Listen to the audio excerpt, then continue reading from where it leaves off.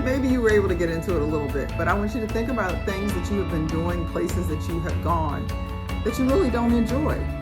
And these are the easy ones, because it's like, okay, so what's keeping you from just taking them off your to-do list? That's something I don't have to do anymore because you don't like it.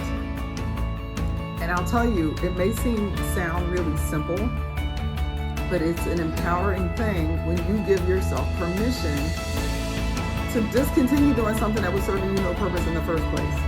And it could, look, I'm gonna put this out here, it could be your church. This is the Joy Act, where finding joy beyond divorce begins with your understanding that the depth of your heartache shows the depth of your capacity for joy. I'm Dr. Lisa Summerour, and together we'll use accountability, alignment, communication, and trust to transform your journey. It's time to step into the Joy Act. Hey, Dr. Lisa here, your guide to living with joy after a divorce. And it's that time of year when people are busy making resolutions and promises and working on making transitions, or at least starting that process of making transitions in their lives. And I wanted to give you a way to think about this that would be simple, a way to simplify this process, this thought process. And so I'm just going to do it in three different areas. I'm going to ask you to look in three different categories of your life. So I want you to think about the people, the relationships that you have, the people in your life. I want you to think about your home, the spaces where you spend time in your home. And I want you to think about the places outside of your home where you travel to or where you end up spending time. So people, spaces, and home, places away from home. And the first thing I want you to think about is, who are the people, what are the spaces, where are the places that you feel good about being around, being with, being in? What are those places and things where you feel good, where you feel like it's enhancing you? And think about it. I really want you to think about it. And write down the names. I want you to think about people that you speak with. It doesn't matter if you speak every day or every week, but when you talk to them, when you engage with them, you walk away feeling better. You feel like with this person or with these people, I'm in this space with them, and I just feel more me than I might at other times. I love that feeling. I love the way I leave that interaction. And I'm not saying this is about you taking and you're not giving. Don't do the comparison thing. That's not what this is. Right now, I just want you to focus on the feelings that you have, the experience that you get. And I have learned, especially this year, when you get older, they say, we don't necessarily make a lot of friends the older we get. You have friends that you've had for years. I still am friends with my first friend from kindergarten at 5 years old, Olivia, and I are still friends. And so when you have friends that you've had all of your life, making room for new friends, sometimes it's not that you're avoiding it, it just doesn't necessarily happen. And I have been really fortunate that even in this past year, I met people like Wendy and Tish, and then their sister Dee. There have been a couple other folks recently, Angela. I'm just naming people off the top of my head that in the last 5 years, and some of them it's been 5 or 6 months, that I'm really fortunate and blessed that at this point in my life, I can meet people and bond with them, Vanetta and Curtis, and have a bonding relationship with them and a friendship that I know is going to endure time, just because of the people that they are, the people that we are when we're together, when we get to spend time with each other, or when we get to speak with each other. So take a minute and write down the names of these people. Now, they could be people in your home. They could be people in your family. They might be coworkers. They could be people that you've known all your life, or like I just shared with you, some people that you met. But it's important that you write those names down. And one of the other things you can do is just write down if there's a feeling or a word that comes to mind when you think about this person. What is it? And write that next to their name. Put that next to their name. And then I want you to walk around your home. Walk around your home, and you might surprise yourself with this one, but take some time and walk around your home. Where do you spend a majority of your time? But find the space in your home, that room in your home where you just feel really, really good. Now, some of you at this point are going to find out, I don't really have a space in my home that I feel good in. Every room in my home, there's something missing to make it really be what I want it to be. And that's okay. What I don't want you to do is judge yourself or your spaces or anything like that, your friendships, your relationships. Right now, find the goods. Even if something isn't exactly where you want it, where is that place right now in your home where you feel most alive, where you feel most relaxed, whatever it is that you want to feel in that space?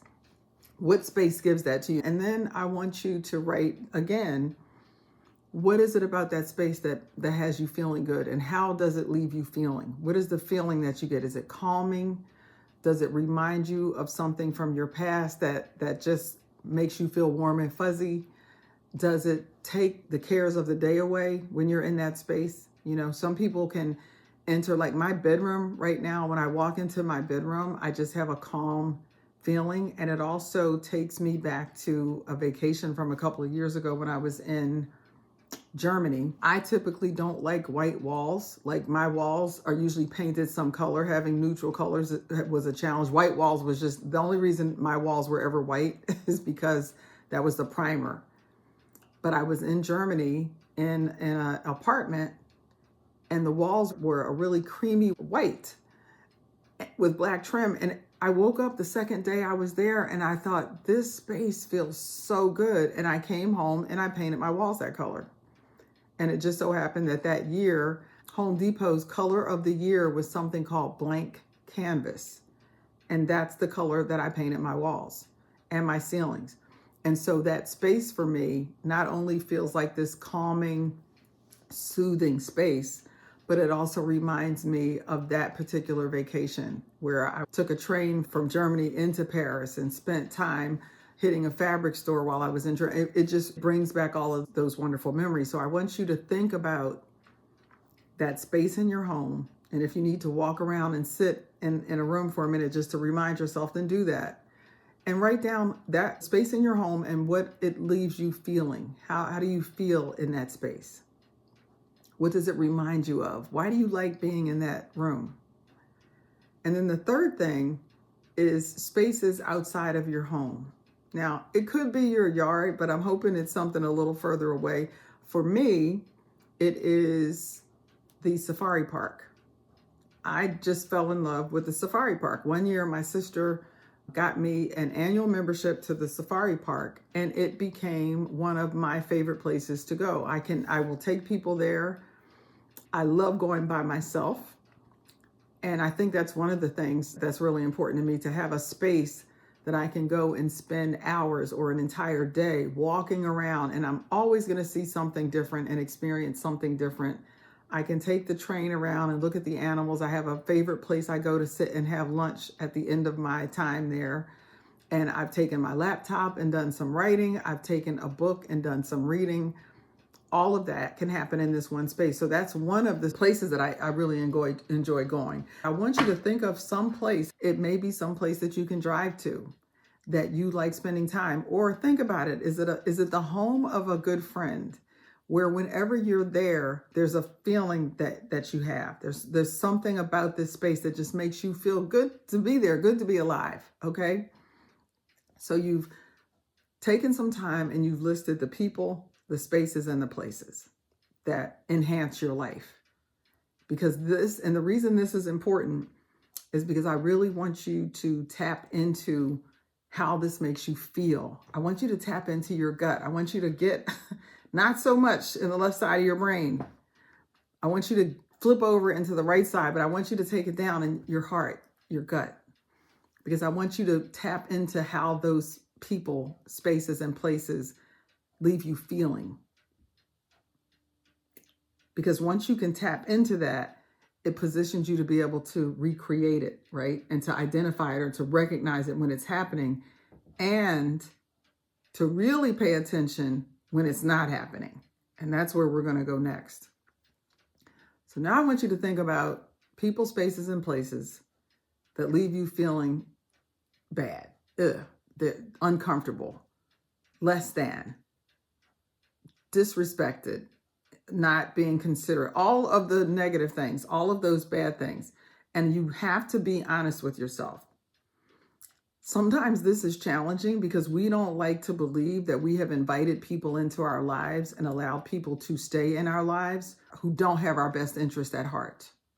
And it's okay, because this is an exercise for you to do so that you can begin to acknowledge what's real for you. So I want you to think about people first.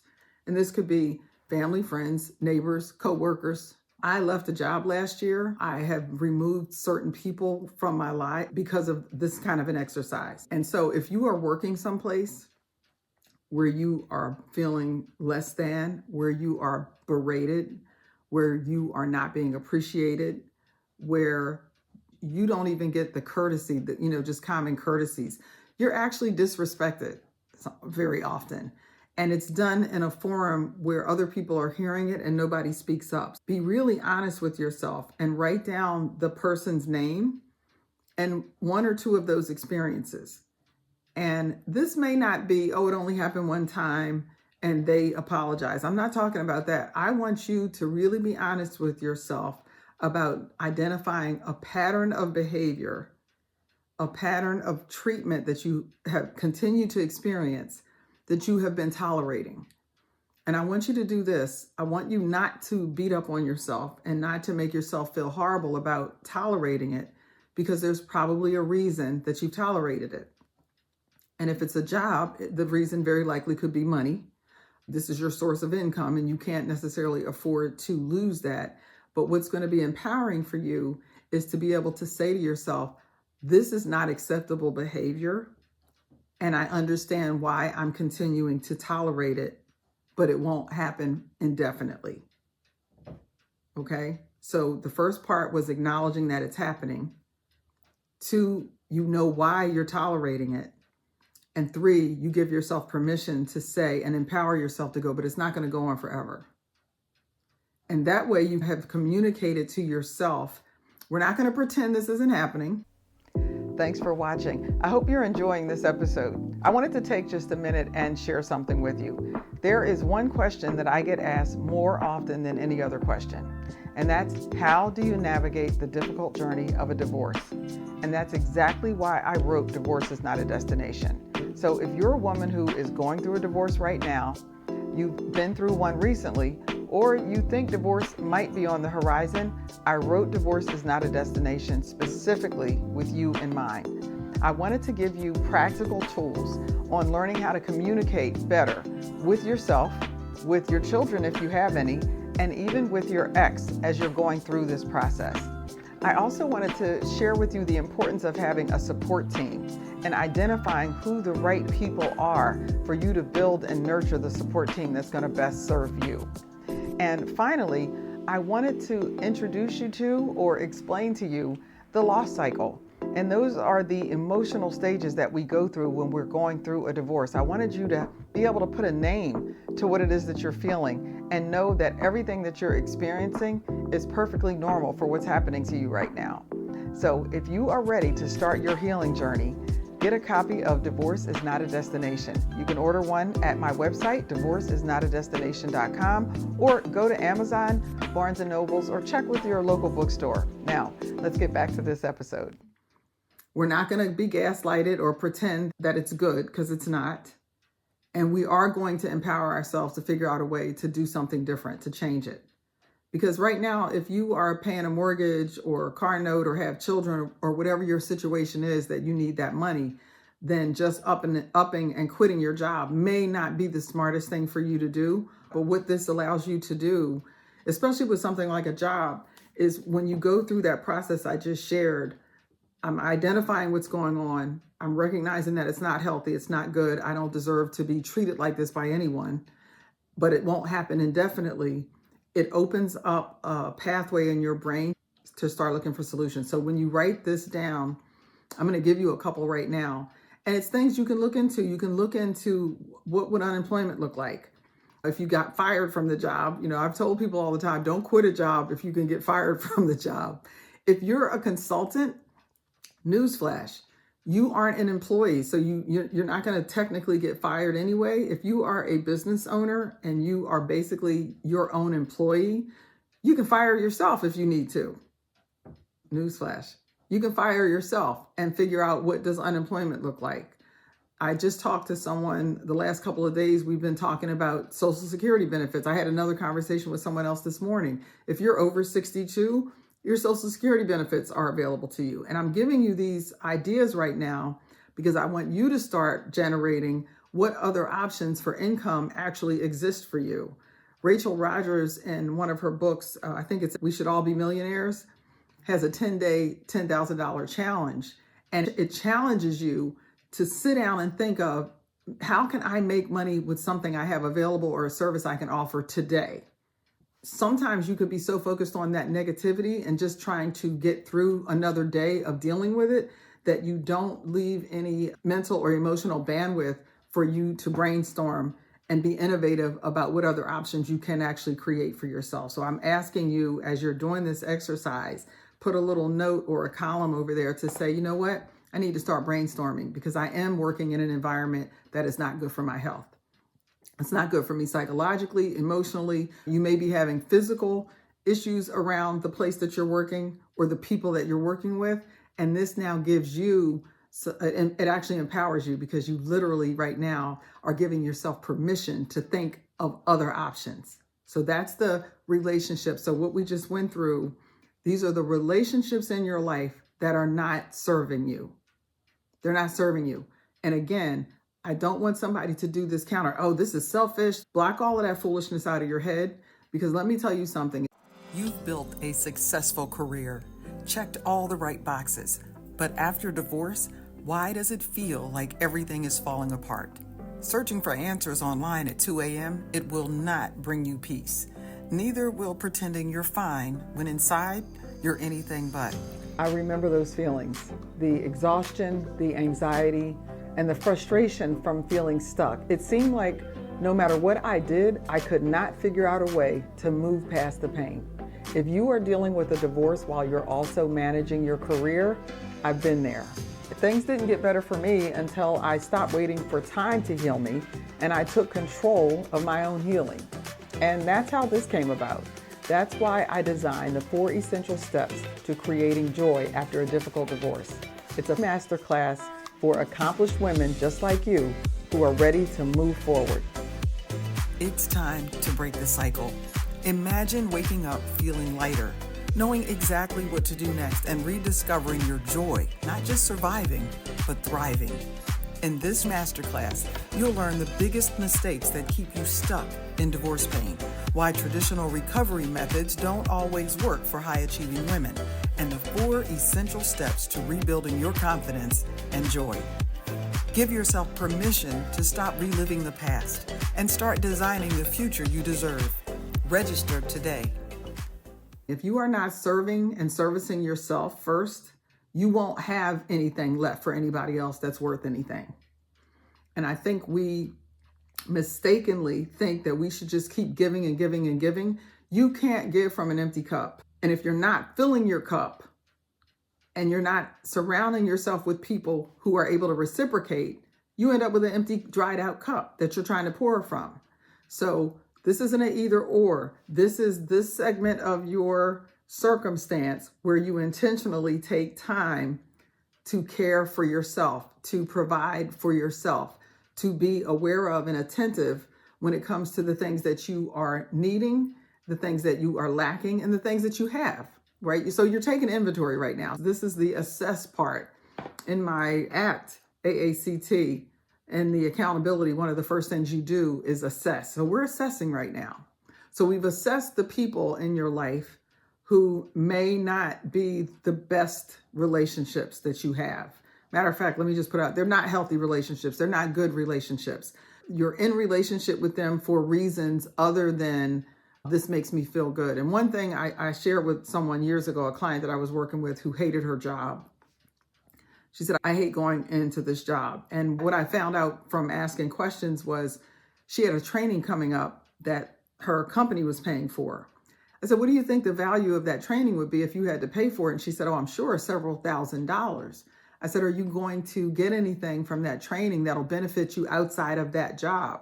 And she said, yeah, because I have a home-based business and this person's going to be coming in talking about finances. And she listed things. And I said, so Your company is paying for a training that is going to benefit you in your other endeavors. And she said, yes. And I said, so that's one good reason that you can get up and remind yourself of why you're going to that job with a sense of purpose instead of drudgery. And another thing at the time was shared that she and her husband were putting money away for their daughter's college education. And her job was the primary thing helping with that. And I said, okay, that's two reasons.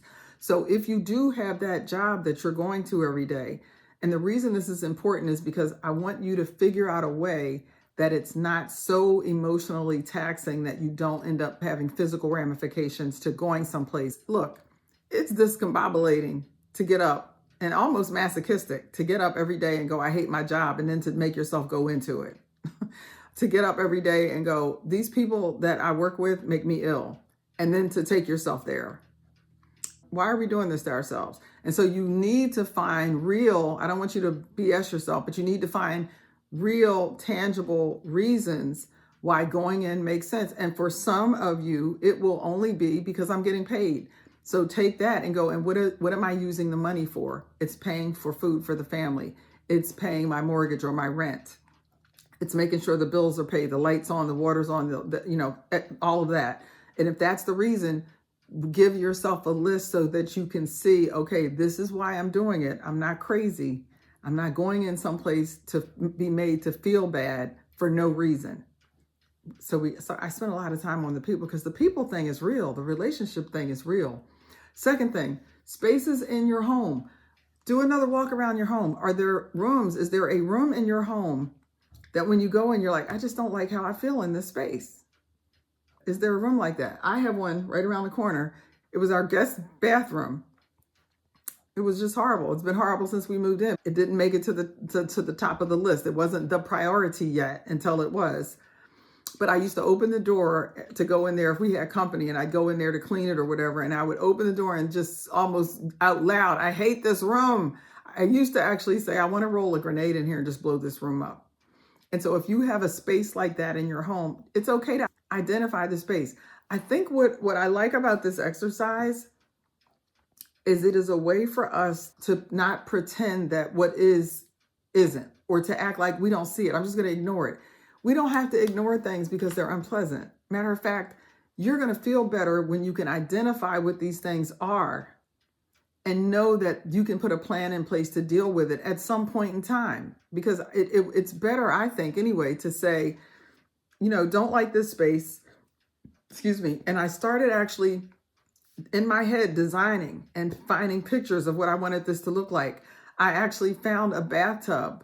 I found tiles. These things were all in the garage. I literally, because in my mind, I knew it wasn't going to be this way indefinitely, because that was real. I was able to start finding things when they were like so cheap, we could just buy them and put them in the garage. And that way, when it was time to do something, pretty much everything we needed was almost here at the house already. There were a few things I needed to go out and get fixtures, but a lot of the things were there. So instead of closing the door on that guest bedroom because you hate the way it looks, go in there and stand in the doorway and look around the room and decide what things you want to be different. Go in there and stand in the room and look around at all four walls. And now you can open up a pathway to start going, you know what? I have an idea of what I want to do with this room. Instead of I'm just going to ignore it because I can't do anything with it, so I'm just not. No, allow your imagination to take hold of that space. Because I think that starts opening up the pathway to a new reality for the space. Then the third thing is places that you want to go where, and this one might be a little tricky, but you may have some places that you've been going that you don't like going. Now, look, I work with people who've gone through breakups and divorces. So this is not too uncommon for people if you've been in a relationship, that there are places you go and things that you do that you only did because they were of interest to your ex. It could be a sporting event that you actually don't even like, but you had season tickets, so you were at all the games because your ex liked them. And maybe you were able to get into it a little bit, but I want you to think about things that you have been doing, places that you have gone that you really don't enjoy. And these are the easy ones, because it's like, okay, so what's keeping you from just taking them off your to-do list? That's something I don't have to do anymore because you don't like it. And I'll tell you, it may sound really simple, but it's an empowering thing when you give yourself permission to discontinue doing something that was serving you no purpose in the first place. And it could, look, I'm going to put this out here. It could be your church. I know people who go to the same church year after year, decade after decade. Why? Because it's the church they grew up in, and that's just what they do every week. One, there are other churches. There are online ways to be in community with like-minded people and be fed and be able to give. You know, the power of the internet has changed things forever. And I know there are some people going, you need to not promote people not fellowshipping with other. Figure out what works for you. And the only way you're going to figure out what does or doesn't work for you in most cases is experiment with it. The church isn't going to go anywhere, but if you know that going to that particular church is not serving you and has not been serving you, but you've been going out of obligation, or it was your parents' church, or it was your ex's church, stop it for a little while. Don't do it for a month. Look around, visit other churches for a month, find some online opportunities where you can have praise and worship and Bible study and all of those things, and do that for a month and see what it feels like. And if you decide to go back to where you had been, you do so with a different understanding and a different awareness because you've at least experimented.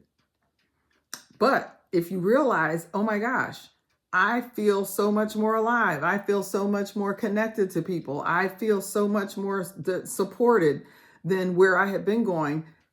Give yourself the opportunity to find that out. And so what you've done now, you have two lists. You have the people, spaces, and places that enhance your life, which means you are more than likely giving something in those relationship spaces and places that's causing that to happen. It's really difficult to have a relationship that you absolutely love that doesn't have some reciprocating aspects to it, right? Both people are probably getting something out of it. So you got that whole column, right? And then you have the people, spaces, and places that you don't feel are serving you, or they're actually doing you harm. And now it's time for you to recognize and identify that that's the reality for you. That's really what's going on. And give yourself permission to start daydreaming. Let your brain kick in to find something different that replaces that, so that your heart and your gut feel better about the people, spaces, and places where you're investing your time. So that is my kind of New Year's gift for you as it relates to anything that might look like a resolution, because it's not about making a list of promises. I think this is about you tapping into what you already know. One of my mentors, Mrs. Joanna Lassane, whenever I would call her with a problem or stressed out or upset about something, she'd be on the phone and she would just say, calm down. She would just tell me to calm down. She would say, take a breath and calm down. And she would say to me, the answer is already inside of you. You need to be quiet so you can hear it. Listen to your gut, listen to your heart. That's your discernment. That is your barometer. That is the thing that is telling you, this is a good space for me. This is not a good space for me. And sometimes I think we're so busy and we're making so much noise, and we're intentionally or unintentionally avoiding addressing it, that we just gloss over it. We don't hear it. We don't tune into what's going on. And it keeps us in a pattern of just doing the same thing every day over and over again. And every interaction with one of these negative people, or in that space that doesn't make you feel good, or going places you don't want to be, you don't think about it until afterwards when you're feeling like crap. And you're like, why do I keep doing this to myself? So this is a way for you to get on the front end of that, so that you can have this conversation with yourself about, okay, the reason that I keep going to this place is this, or it was this. Because now if the relationship's over, you don't have to keep going to that place anymore. But it's okay for you to understand, I was doing it because I was with someone in a relationship. I was in love with them. I was committed to that relationship. And that was one of the concessions I was willing to make on behalf of the relationship. And you can feel good about that.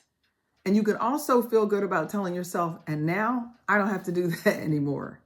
I was listening, and I don't have her name in front of me, but I was listening to Diary of a CEO, and he interviewed a woman who is a coach and a therapist, and she's talking about lying. And in my book, Divorce is Not a Destination, I talk about lying. And I've talked about it on a couple of my podcasts, that I believe when we lie, any kind of a lie, we end up having to embody the lie so that we can hold on to the lie and make the lie more believable to the people that we lied to. But the first person we lie to is ourselves. And she was talking about how damaging lying is to our emotional, mental, even physical self, that it actually does impact the body. It impacts us when we lie. And so she started healing, she said, when she made a commitment to herself to only tell the truth. And you can be tactful about it, and you can still do it from a place of love. And it may sound easy, but it's not as easy as you think, because we lie pretty easily, you know? So someone could say, so how are you doing today? And you go, oh, I'm good. And you're not good. And you haven't been good for a while, but you're almost programmed to pretend that you're good. So the first thing out of your mouth is the lie that I'm good. And then when I say embodying the lie, it's because now you have to pretend to be good, because that's what you just told this person. And if you don't pretend to be good, then you are going to appear disingenuous. But you lied anyway. So what would have happened if you had said, you know what, I'm not having a great day today. I don't feel particularly good today. I realized at some point it's not really for them. It's for you. It's about you being as authentic as you possibly can. And it's about you honoring what's really going on for you. And the better we get at that, I think the better we are for everybody, including ourselves, but the better we are for people around us. So I hope this has helped.